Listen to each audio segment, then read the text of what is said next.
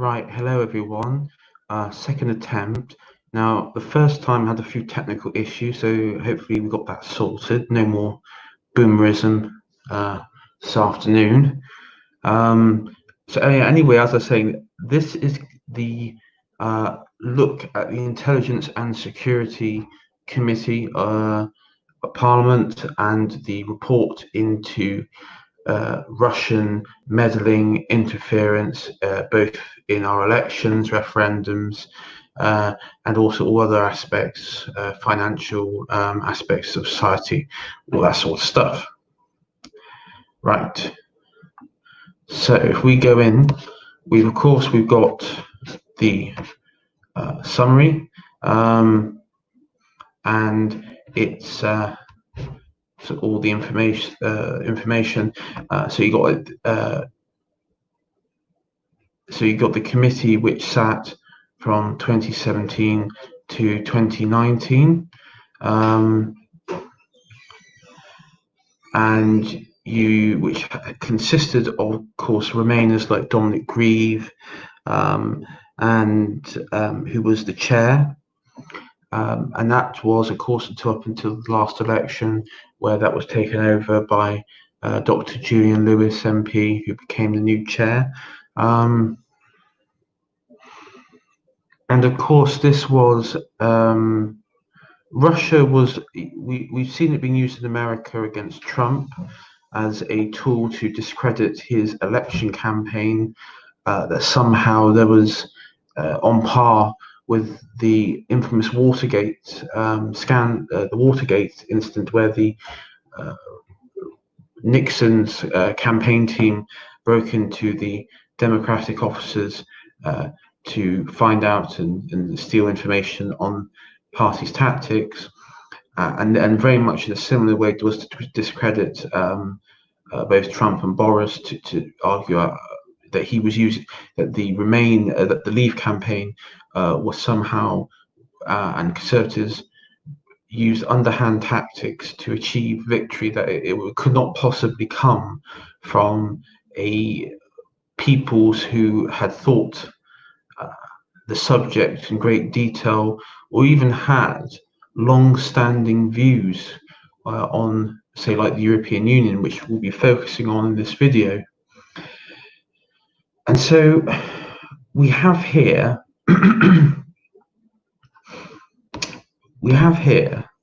the sort of outline of what intelligence services were involved in compiling all this information. We've got the likes of GCHQ, and we have the likes of MI5, MI6, and also the various like crime agencies, Cabinet Office, Defence Intelligence, and the counter-terrorism. And so I think it's safe to say that quite clearly a level of investigation was done to a standard to actually look into what the Russians were doing, if anything. And so we got the contents of the documents that were released. So you got like the threat. And to be honest, I've read through it, and it's basically the threats, like the capabilities of what Russia could do, or what they believe they have been doing. And so for me, I don't really find that too interesting really to go into, because as I said, it's sort of like what they can do, what is their capability.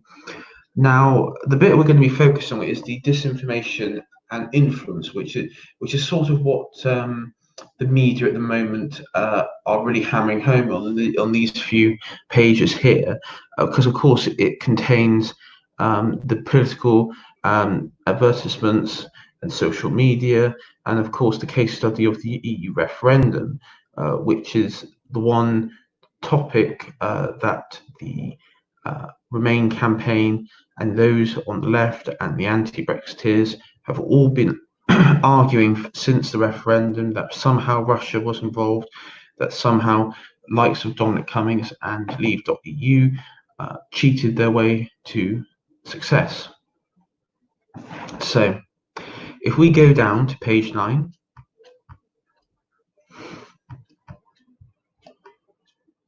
so we've got disinformation and influence. And so it just goes on to really explain the definition, because and you see this with a lot of a lot of government documents. It will define what the summary, the header of it is saying. So, of course, it says spread disinformation means the promotion or intentional false, distorting, or distracting narratives, and running of influence campaigns are separate but interlinked subjects. Well, I mean, you could argue that with, you know, forget Russian state media. Look at Channel 4. I mean, they have a narrative. Same as Sky and BBC. I mean, the BBC over the last few months have definitely had narrative when it comes to dealing with the UK government, and especially with Boris.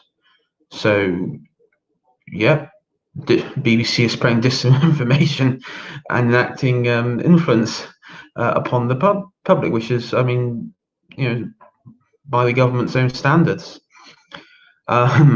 An influence campaign in relation to an election, for example, may use the spreading of disinformation, but also encompass other tactics such as illicit funding, disruption of electoral mechanics, or direct attacks on one of the campaigns. Now, the electoral mechanics bit, I have a query with, because the only way that you could target, especially in Britain, because we don't have like electronic voting or anything like that. The only thing that could be compromised in that way, like physically ballot into the ballot box, would be postal voting.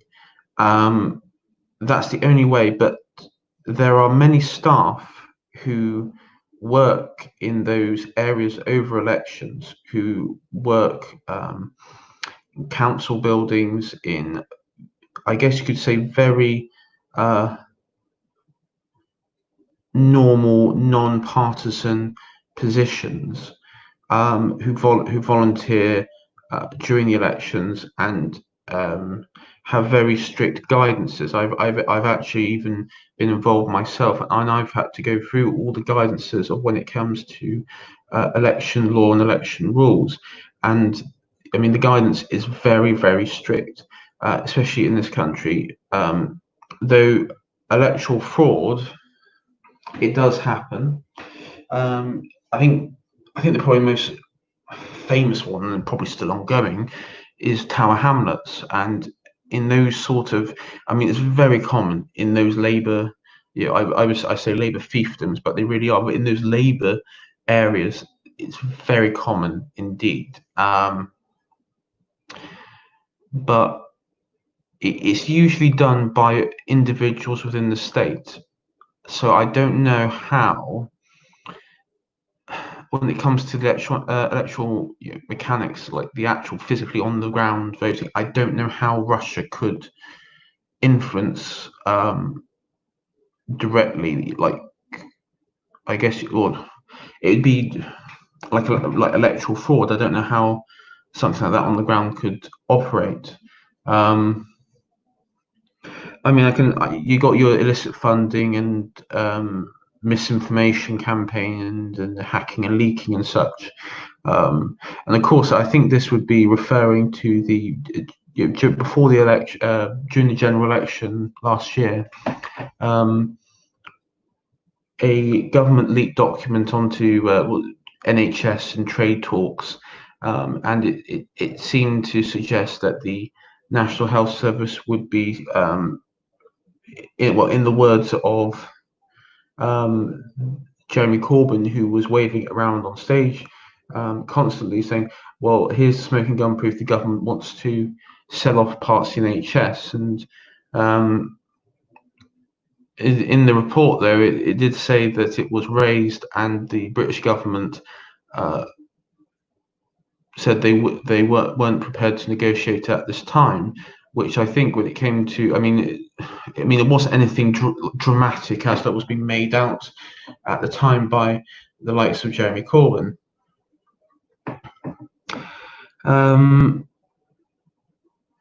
And so so the examples of the disinformation and the broadcasting, the broader political influence is listed here. So we've got the use of state-owned traditional media. Well, I mean, again, you could argue BBC and Channel 4, because Channel 4 is partially state-owned. And I think Russia today, I think Sputnik is state-owned. Well, both are state-owned, but I think one is partially state-owned.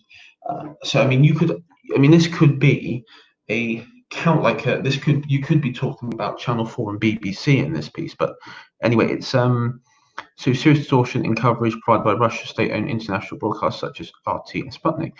Well, yeah, but at the same time, how many people in this country watch RT and Sputnik? I mean, we've got Russia's Day on Sky here in Britain, but we don't have Sputnik. Or if we do, I haven't seen it. I don't know what channel it's on. I don't, and I never saw during the election campaign or any build up to it or during it any, I guess they say Sputnik direct news items or broadcast pieces. I did see a bit of Russia Today, but most of my media came from political parties and the likes of the BBC and the various newspapers in this country.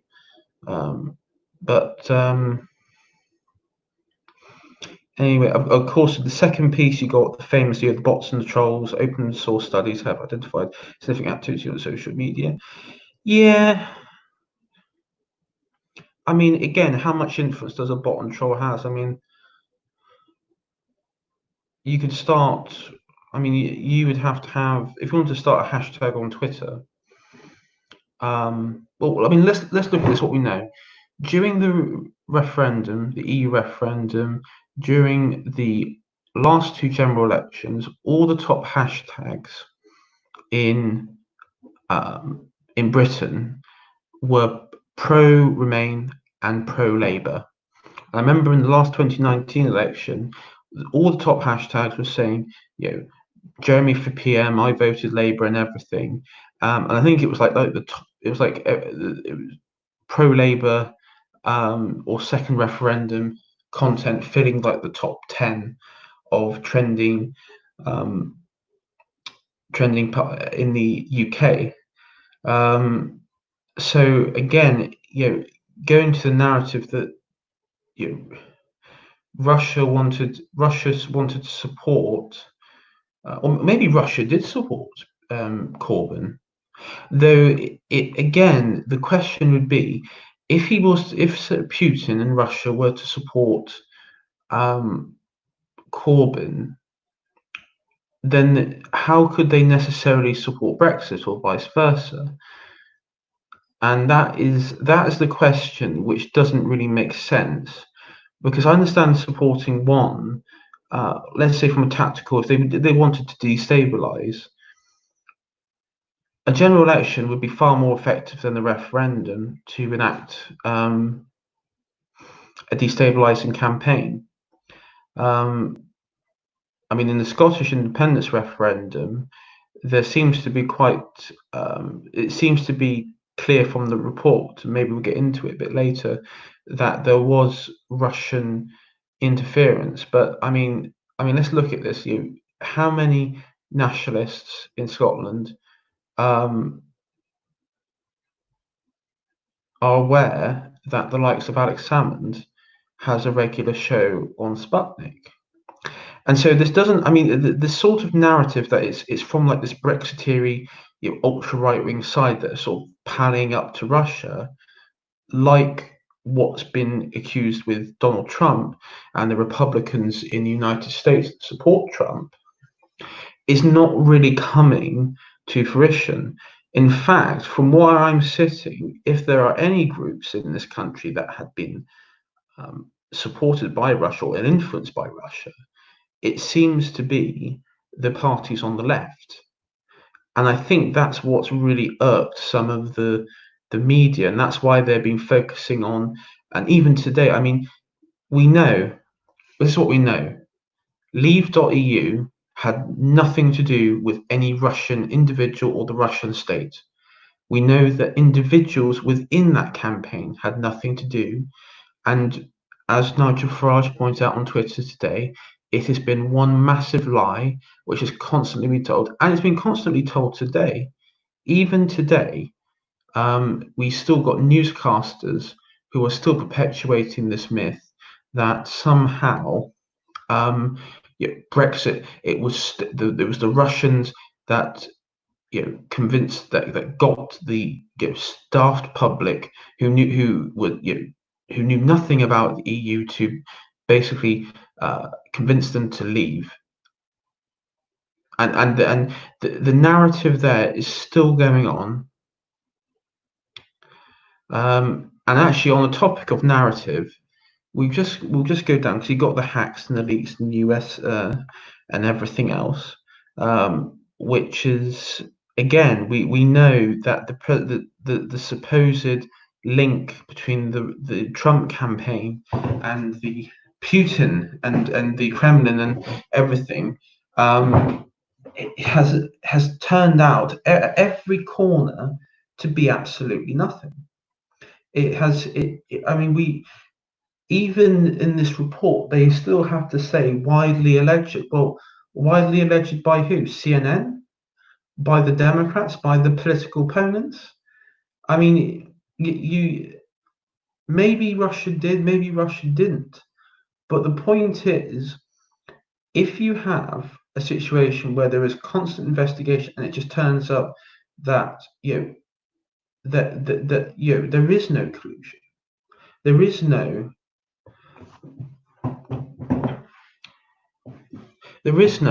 looking, there is no Watergate scandal to be found. And that's the thing, because Russia could, I mean, in theory, Russia could order to destabilize the nation, but it doesn't mean that the political party or any political party would somehow gain from it. And I mean, without sounding to be hypocritical, that's why I'm not going to rail too much, say, against Scottish nationalists or the SNP or Labour in general, because the point of this is maybe Russia, like with the independence referendum, maybe Russia did look at the situation on the ground and they could see a clear divide coming between those that wanted to stay in the EU Union and those that wanted to leave it. And so they did exploit it. Maybe they played both sides. But you have to remember that when it comes to the campaign side, unless you got evidence to show that those individuals within the campaign were actively in communication with officials in, say, Sputnik or other state-owned or state actors within Russia, you can't argue with collusion. And that's why Farage and many on those on the leave.eu, because you had two leave groups, you had the Farage's leave, and then you had leave.eu with the official one, both coming out and saying that here we go, we're exonerated, because they wanted to point out that they had no ties whatsoever to any individual within Russia. Now, it does show that there are MPs and members in the boards who have relationships in Russian businesses and Russian individuals, though it doesn't say if it's within the state, it just says Russian. So, I mean, again, I wouldn't put too much attention, because if it's a Russian individual, that doesn't necessarily mean that that person is in some way representing his or her state or within the sort of political consensus of his state. If it was someone within the government, then maybe you could argue that would need greater investigation. But at the same time, that's not what's been said here. Now, on this part, on subsection 29, Russia may spread disinformation or seek influence political events for a wide range of purposes, but all in support of its underlying foreign policy objectives. Direct support of a pro-Russian narrative in relation to political events, whilst some might be outright falsehoods which are put forward, may not be widely believed. They may still succeed in casting doubt on true events and they go into like sort of like quotations or I guess examples or hypotheses when you start to say you don't know what to believe or they're all bad as each other, the disinformation are winning. I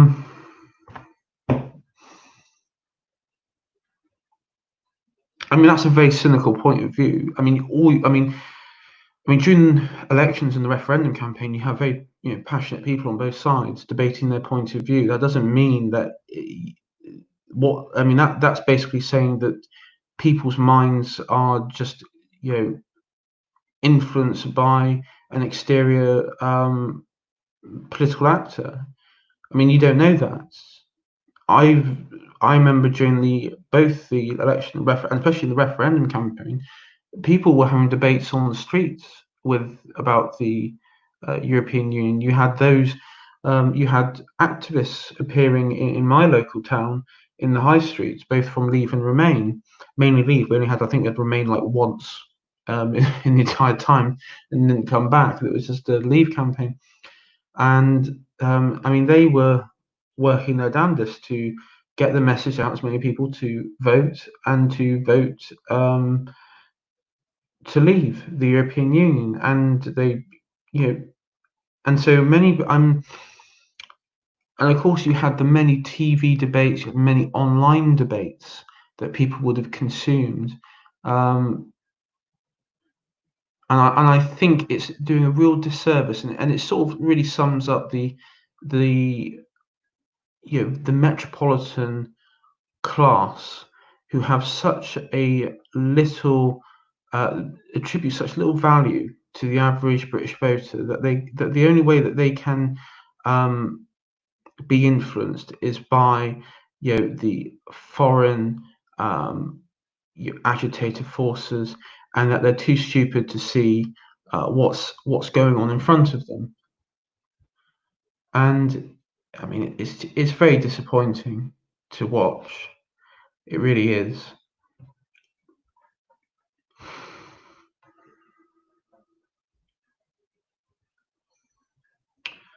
So,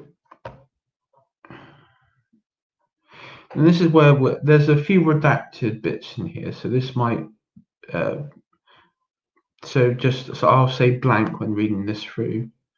And this is just direct support Russia to be a preferred outcome or election political issue.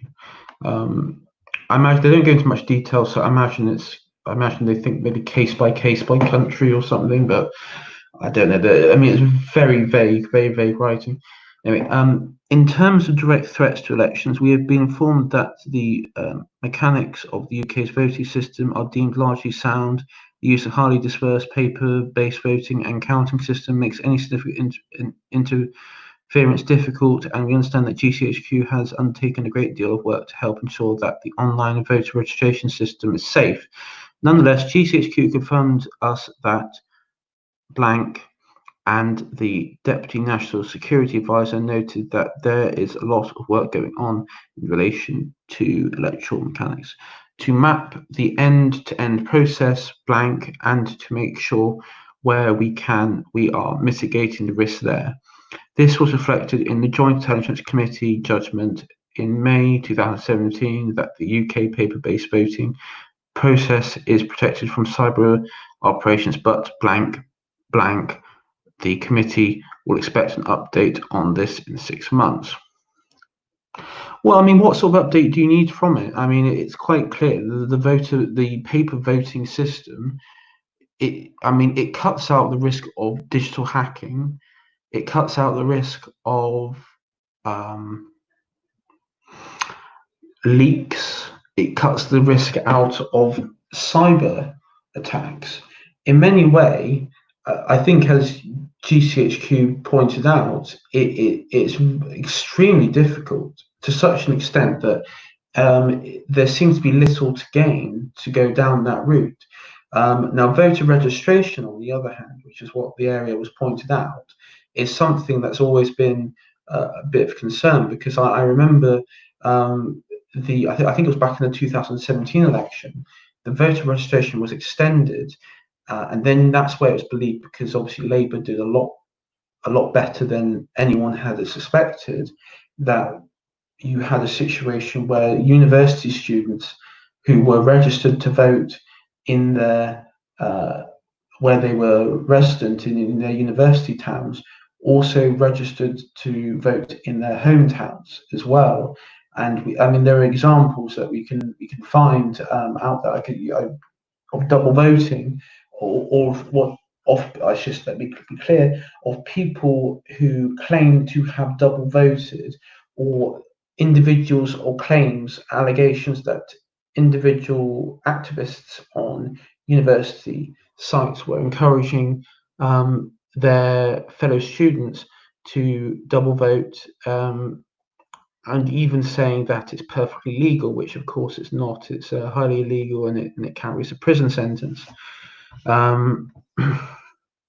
So,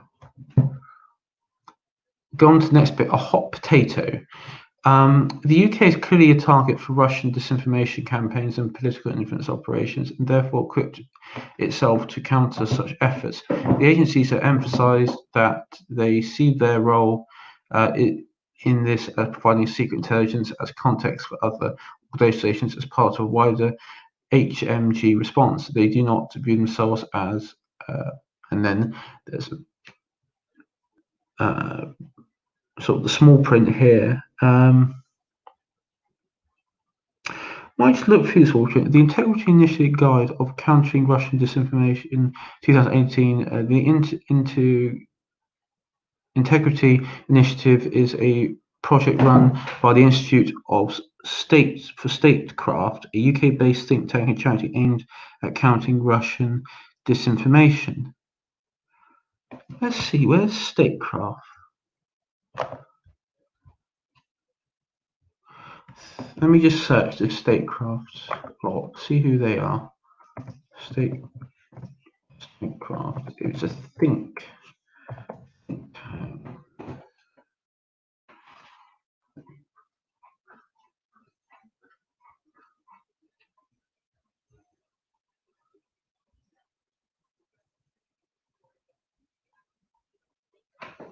Right, well, let's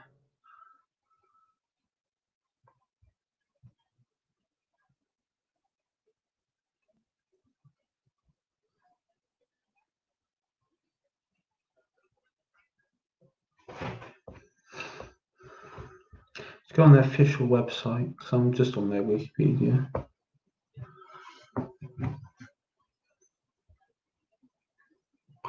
Well, this is interesting.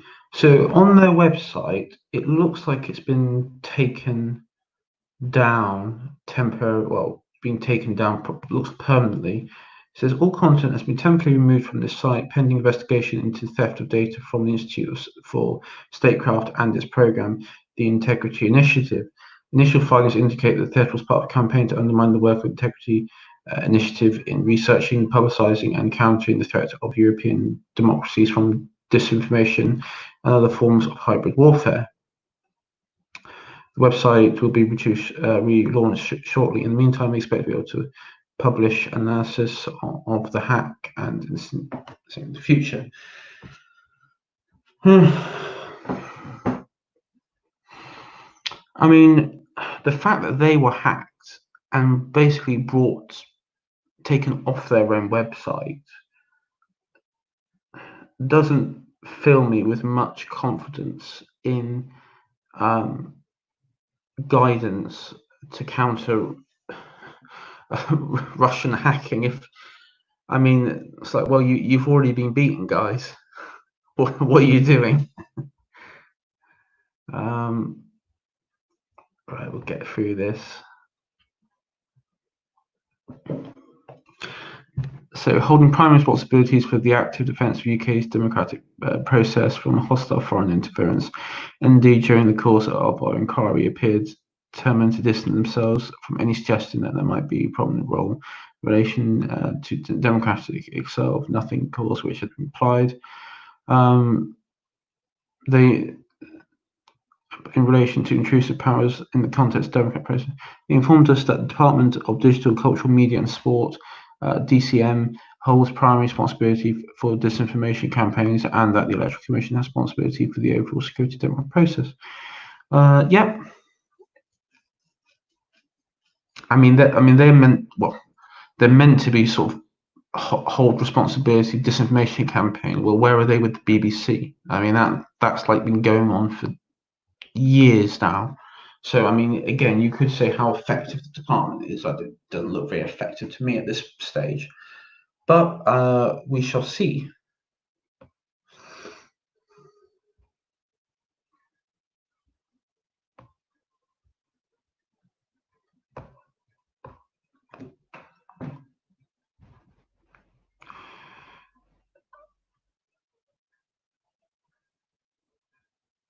While we understand the nervousness around any suggestion that the intelligence and security agencies might be involved in a democratic process, certainly a fear that it is writ large in other countries. Well, I mean, there are our own security agencies, and that's a strange comment to make.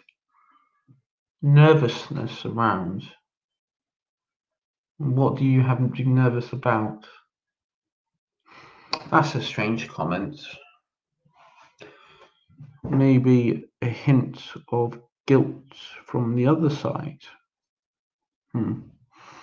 Certainly a fear that is large in other countries that cannot apply when it comes to the protection of those processes, and without seeking in any way to imply that the DMC is not capable, or that the Electoral Commission is not a staunch defender of democracy.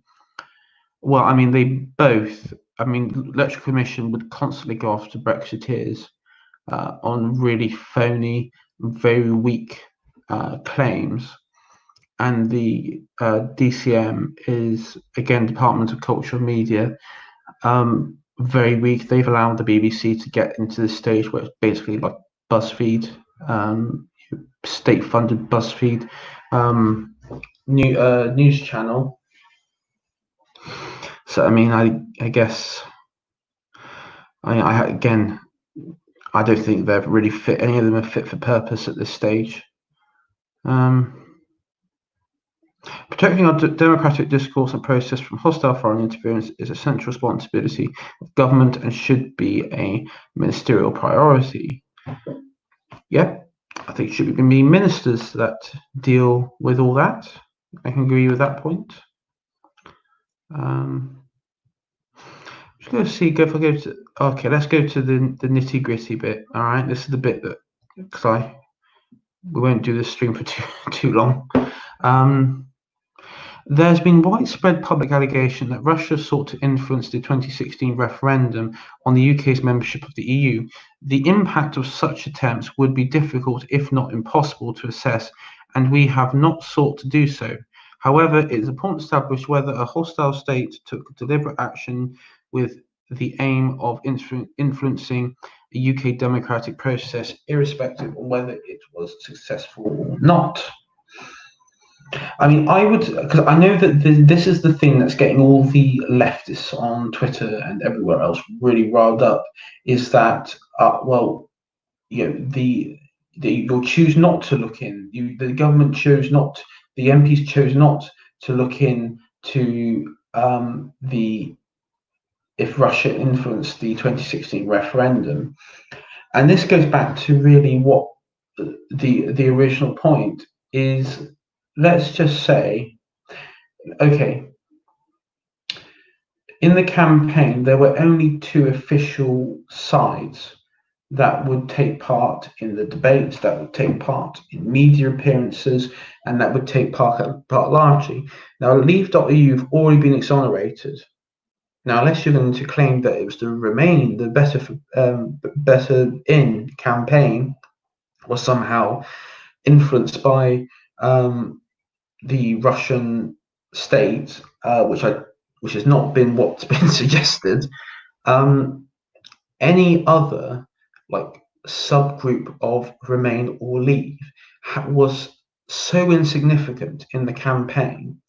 I mean, you did have Farages, and you had like your own political, like small like George Galloways, and you had your Bob Geldofs and everything, but they were very small compared to Leave.eu and Dominic Cummings and the Remain campaign, which was, I think it was led up by Jack Straw's son. So again, I can see why an investigation, because I would not go ahead, because in many ways it's already happened. There's already been great looks, and I know the media went mercilessly after Aaron Banks for his supposed Russian contacts, all of them, which turned out to be false. I think even the what's who's now been called now the Prosecco Tory, Darren Grimes, he went to court over the matter and won. This is with the Electoral Commission, and the investigation, it would just turn to investigation upon investigation, which would be absolutely ridiculous. Open source studies have pointed to the preponderance of pro-Brexit or anti-EU stories on RT and Sputnik, and the use of bots trolls as evidence of Russian attempts to influence the process. I mean, you would have to have specific examples of like a day or a time of day to have any sort of direct proof of that. Yeah, that you would have to have some sort of proof that that is correct. I'm just going to see if they got any. I mean, I might do a bit of searching later, but again, if they could have linked together a reference to a study where they have proof of that, or even an allegation or some sort of evidence to hint towards it, that would be most helpful. Again, it seems like if this was caught, this would just be all hearsay, and this wouldn't be very good for the the prosecutor. This would be quite a disastrous sort of case if this was in court. We have sought to establish whether there is secret intelligence which supports or builds on these studies. In response to our request for written evidence, okay, now they're going to the evidence, but I'll talk about the outset of the inquiry. MI5 initially provided just 6 lines of text. It stated that blank before referring to academic studies. This was noteworthy in terms of the way it was couched, blank, and the reference to open source, blank. The brevity was also to us again. Well, I can't. Now, this is the thing that really annoys me with this, is the redaction still leaves it open, because that, I mean, I can't believe that it somehow.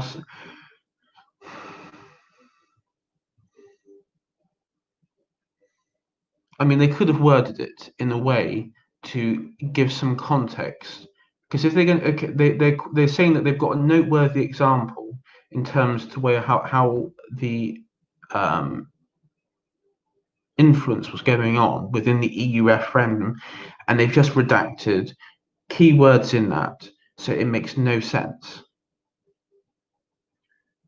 and that is annoying, because again, and this is probably what's going to give the media and those on the left the ammunition, is because they'll say, oh well, it doesn't actually say it says that we've got examples, we've got studies of where it did happen, but there was no investigation into in any way.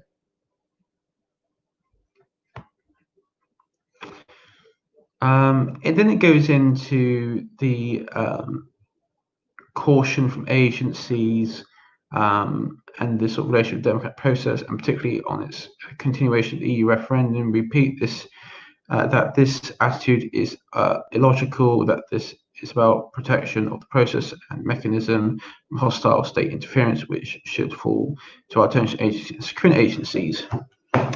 Yeah, I mean, I think from the parts that the agencies have been saying, they're basically saying is, from what I can gather, it's very difficult for they say that it's very difficult for a nation like Russia to have the dramatic level of impact.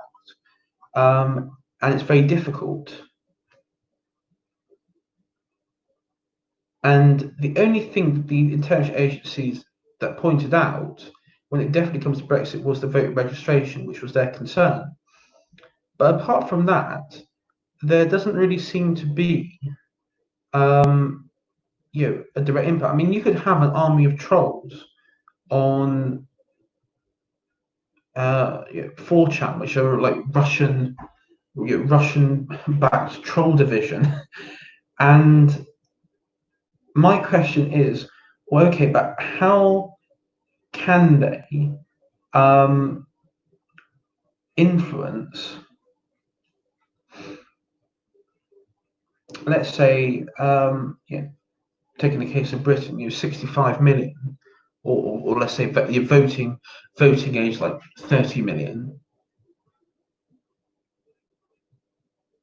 on a topic like the Brexit referendum, where the two sides of the debate are dominated by Leave and the Leave EU and Better In campaign, who dominated the political advert market on Facebook and Twitter, who dominated the debate stages on mainstream channels. And even if, say, these trolls did create false stories, because there were stories going around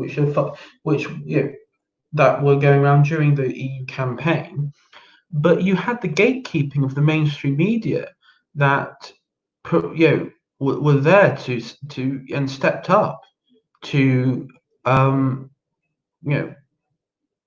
out either one side or another. I mean, I'm just thinking back because I mean the BBC before the campaign were they were quite neutral in many ways, though they did have a bias towards Remain. Obviously, Channel 4 and those sort of channels, Channel 4 were very much on the side of Remain when it came down to it. But I mean, again, it seems that there is this massive mountain out of a molehill when it comes to the actual power of Russian interference.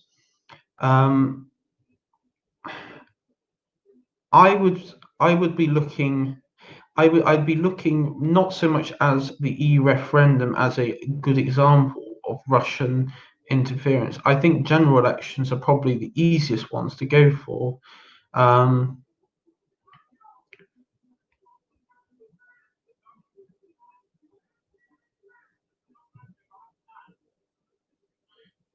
Right, but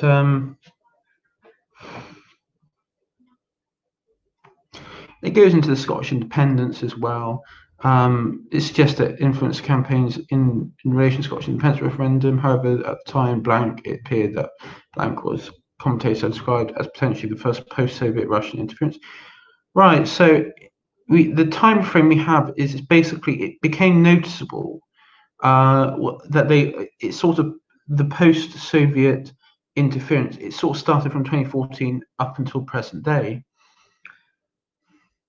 I don't know. It just leaves me with a lot of questions because you got all the redacted, you got sort of border contradictory statements from the intelligence agencies who are being a bit more honest and sort of down to earth. They're actually saying, well, no, because it is paper format, because it has rigorous training, that in many ways it's near impossible to have any foreign state to have meaningful impact. I think and I can tell you now, the media today and tomorrow and for maybe for a couple of days are going to be running away with the story, and they're going to be saying how this is a borderline smoking gun proof that interference went on. And it's going to be frustrating to watch because quite clearly the report is filled with quite a lot of speculative information from a think tank that was there to combat Russian bots, which was ironically taken down by the same bots, and intelligence agencies that were, wouldn't sort of pander into the political narrative of, quaking our boots of the Russian menace. But anyway, I've got to go now, so I'll see you all later, and have a good evening, everyone.